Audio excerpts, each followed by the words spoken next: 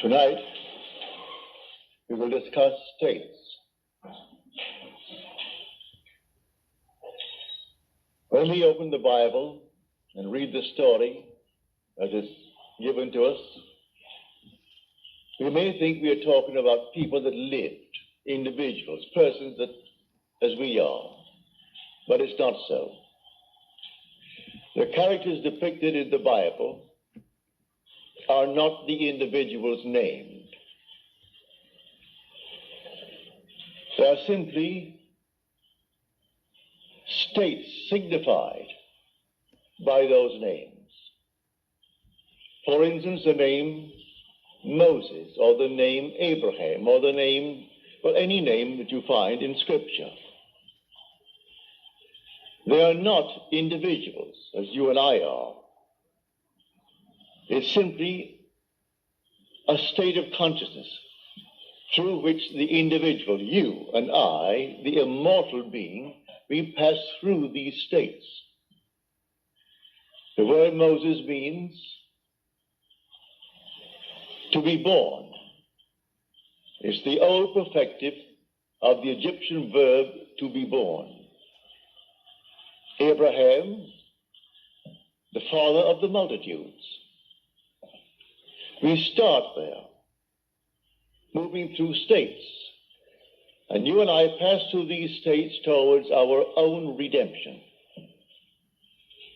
We come to the end, and that state is personified in Scripture.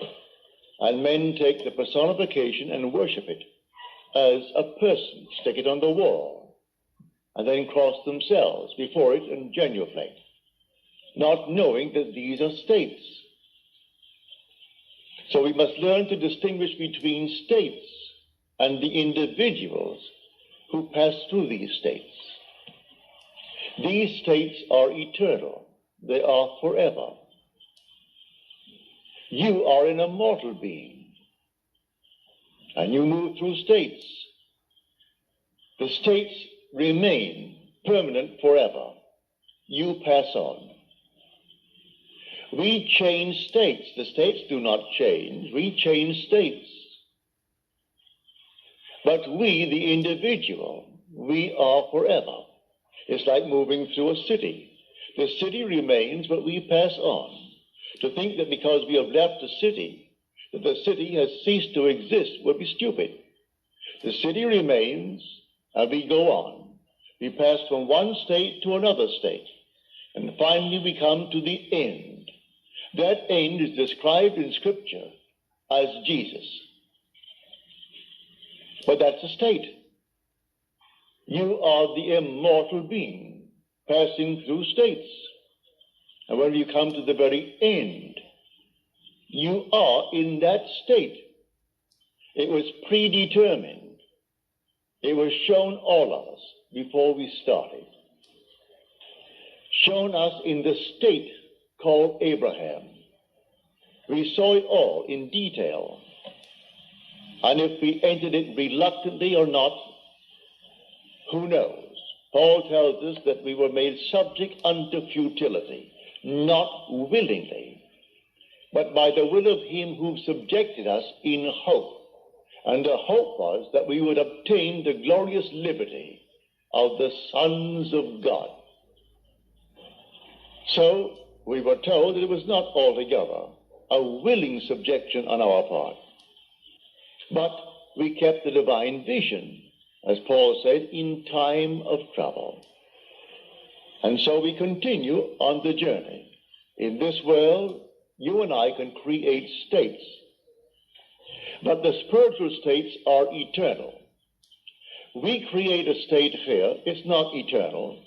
We create a state to deliver individuals forevermore. I create a state. Somebody asked me, will you hear that I am? And they name what they would like to be. All right? So that I must create the state, knowing that he is now in a state that he dislikes. I must distinguish between the being and the state that he is in. So I see him unemployed. All right, so he's unemployed. And he wants to be gainfully employed. There's nothing wrong in that. So I represent him to myself as one who is gainfully employed, who has more than he's ever had before. To the degree that I am self-persuaded that he is what I have now imagined him to be, to that degree he will actually become it. I move him out of one state into another. But that state into which he fell remains for anyone to fall into it. And all can fall into it at the same time, for that matter. He's not the only occupant of the state of being unemployed. There could be millions being unemployed. And there could be millions who desire to be out of it. Many who are unemployed have no desire to be out of it. They prefer to be on welfare. That's their desire. Perfectly all right. But if someone desires to be gainfully employed and to leave the state of being unemployed, you and I can create that state. Well, how do I create the state? By using my imagination. Imagination is not a state. It's the human existence himself. You are all imagination. And God is all imagination. You are God. And God is actually within you as your own wonderful human imagination. Now, these permanent states of the soul, these spiritual states, they remain. You and I pass through them towards our own redemption. But in the interval, we meet a friend, and the friend is in need of help. And the help is to move him out of the state. I can give him money, but as Peter said, silver and gold have I not for thee, but such as I have give I unto thee. And he creates a state and takes the man from being a beggar, who's always begging on the corner, and puts him into a state where he jumps up with joy. He's now employed, not begging for money. So he didn't give him coins. He simply gave him a new state of consciousness. So I take you as an individual. I represent you to myself as the one that you would like to be. The one that I, if I were in your state, would like to be. I make it fit within what is known as the golden rule. I do unto others as I would have them do unto me. If I were in that state, would I like to be in some better state? Certainly. Well, then, do it to another. And so if he asks it of you, you simply represent him to yourself as being gainfully employed, or if he is unwell, as being well, or if he is not, if he wants to be married and he can't find the proper mate, then in your mind's eye, you assume that he has found the proper mate.